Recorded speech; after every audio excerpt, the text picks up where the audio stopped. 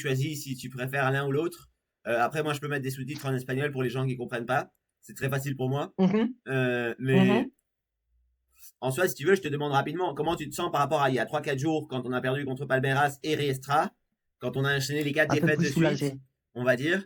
Comment tu te sentais à ce moment-là et comment tu te sens maintenant? Est-ce que ça, il y a quelque chose qui a changé?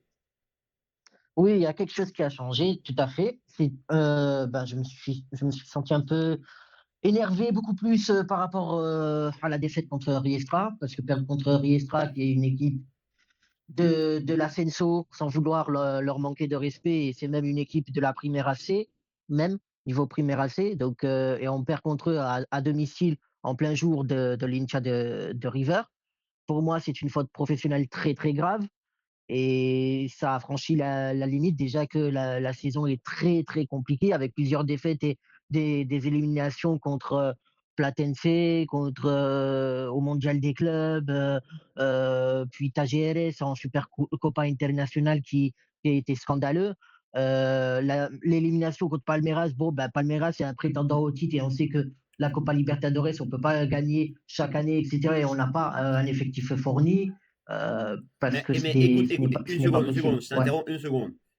Est-ce que tu trouves Mhm. pas, par exemple, que en ce moment, en sachant qu'il y a Palmeiras qui est le troisième, deuxième ou premier du Brasileirão, ça se bat à 3 points, 4 points, tu vois de différence, ok?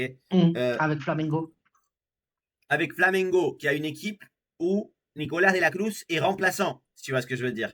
Parce que ils ont des Arrascaeta, ils ont Pedro, ils ont Samulino, ils ont une équipe de. Mais c'est une équipe qu'en Europe, en n'importe quelle ligue, elle se bat pour le top 5, à mon avis. Tu vois ce que je veux dire? Ah oui, facile. Et Oui, oui, après, oui. t'as le Palmeiras qui a El Flaco Lopez qui se paraît à Maradona en ce moment, on ne sait pas ce qu'il fait, ou Canigia ou Kempes, je sais pas, et Vitor Roque qui est Pelé en version 18 ans quoi. Donc t'es pas d'accord qu'il y a un peu Mhm. ils sont forts en ce moment, et même si on battait le Palmeiras en demi-finale, moi je trouve déjà plus honteux si tu Encore. veux la défaite de Crespo de São Paulo versus Liga de Quito. Hein. Il a perdu 3-0 sans même mettre un but Ouais. dans une série. Ça, je trouve honteux. Si Gajardo perdait 3-0 contre Liga de Quito sans mettre un but, je crois qu'on serait déjà avec un autre coach. Tu vois ce que je veux dire? Ah ouais. Oui, oui, oui, mais après, voilà, moi, j'ai juste noté les côtés négatifs. Le côté positif, c'est vrai que on fait une bonne première mi-temps au match retour, la deuxième mi-temps au match aller, mais le problème, c'est que voilà, on perd juste euh, le quart de finale en fait par rapport au match aller, à la première mi-temps du match aller qui a été catastrophique et où on se fait encaisser 2 buts.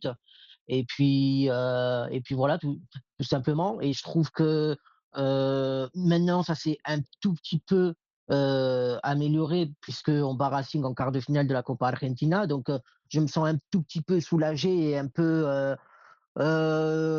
peu, j'ai un petit peu d'espoir pour la fin de la saison, puisque l'objectif, c'est de ramener ne serait-ce que un trophée, que ce soit la Copa Argentina euh, ou la Liga, euh, ou la Liga, tout simplement. Ok, mais attends, Voilà, c'est tout. une seconde, pour arrondir un peu si tu veux.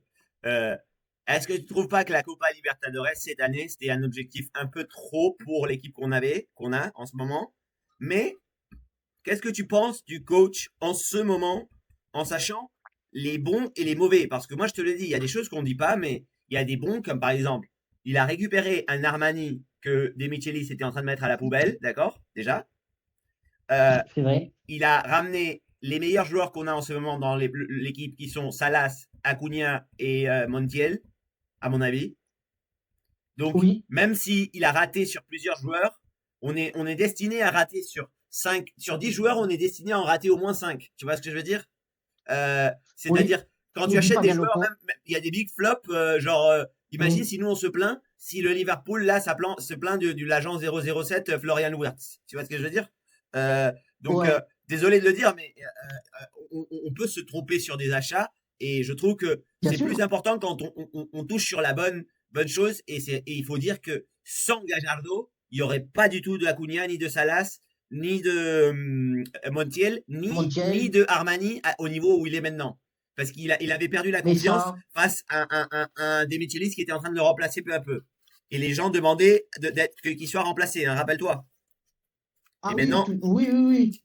on avait plein de personnes qui demandaient à que Armani soit remplacé, et ça, je ne l'accepte pas du tout.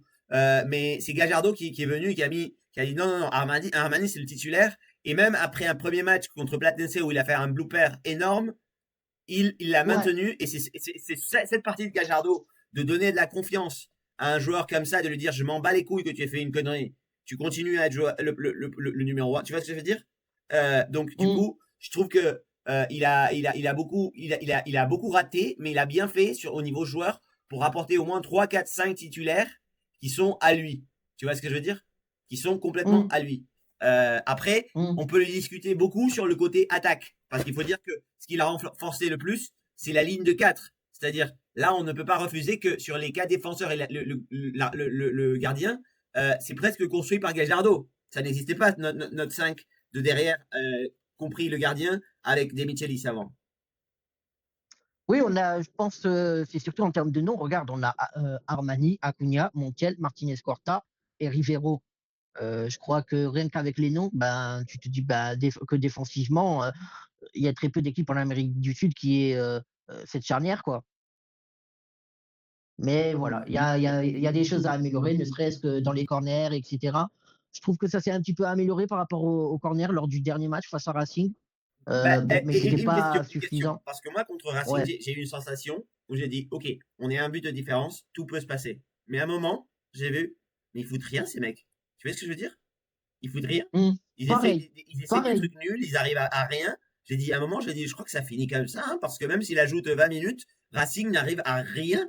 Et tout le monde est d'accord sur que la deuxième mi-temps a été complètement annulée.